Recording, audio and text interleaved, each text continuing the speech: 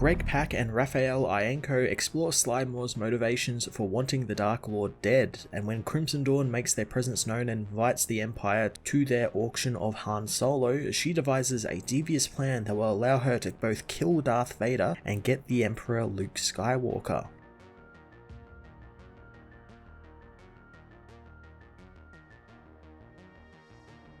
Greg Pak explores more of the War of the Bounty Hunters supporting cast by focusing on the character of Sly Moore, showcasing how the woman failed Palpatine and in return had her career ruined, causing her to come up with a plan to finally kill Vader once and for all and get back in her master's good books. I enjoyed getting to see a little bit more of the inner workings of the Imperial politics and how even a senior advisor will get demoted when they fail, since that's more embarrassing and worse than death to these people. Moore's latent force powers also got a bit more coverage like they did in the previous issues, and we got to see how she can use that to manipulate people to get what she wants and to get back on top. Pak also never lost focus on his overall storyline and continued to show a newer Vader who is more sure in his anger, and how with that anger and drive he is nigh unstoppable, and even getting blown apart and rebuilt with cheap parts won't stop him from getting what he wants. Raphael Ienco continues his fantastic artwork on the book, giving us a great look at the mundane work of an average Imperial office clerk, as well as some classic fast-paced Vader action the series has been doing so well from the beginning. Darth Vader issue 14 was a great character-focused issue for the series as well as for the War of the Bounty Hunters event, exploring some of the more mundane Imperial office workers as well as exploring Sly Moore's drive for wanting Vader dead and how she will go about making sure that happens. I'm going to give this issue a 9 out of 10.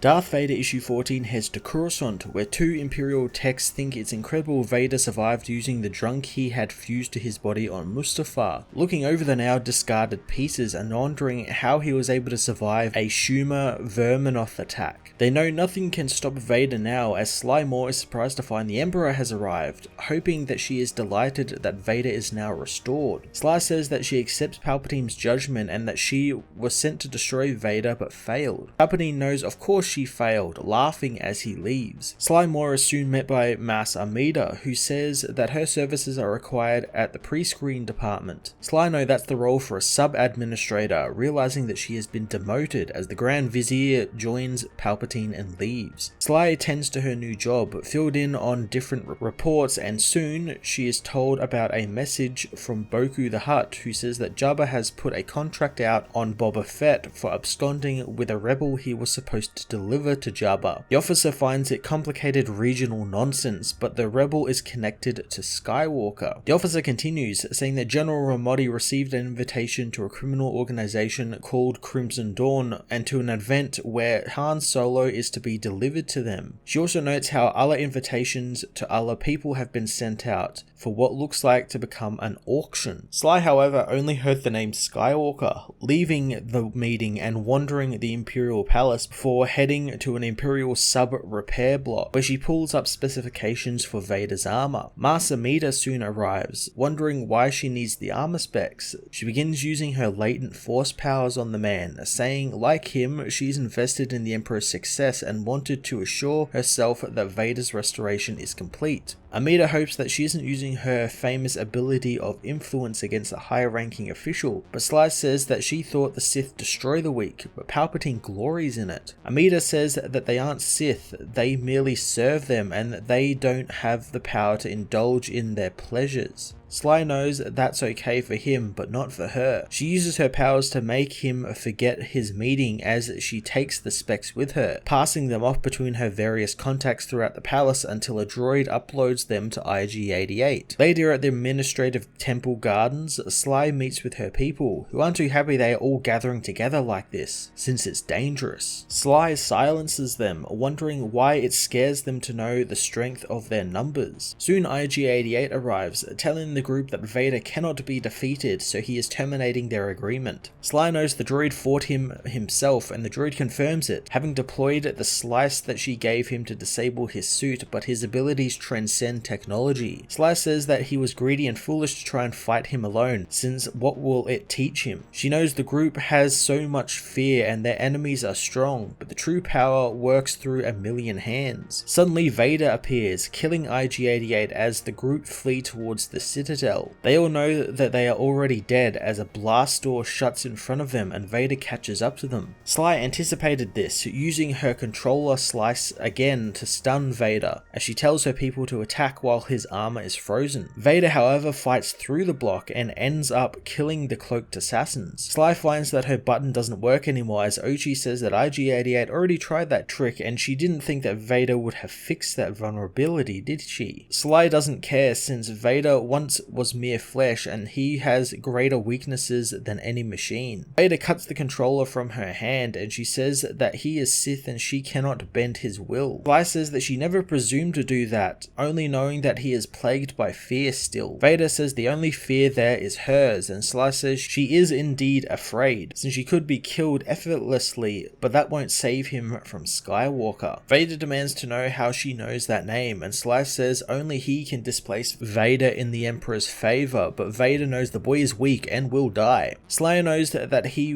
would have if he fought Vader, but Vader cannot find him. She heads to a gold box nearby, saying that Han Solo is the key and he is frozen in carbonite and Skywalker will follow him everywhere he goes. She shows him a Crimson Dawn's invite, saying that someone is selling Solo now, and if Vader were to get Solo, the Emperor will know his plans for the boy, but if she were to get him on his behalf, he wouldn't know any better.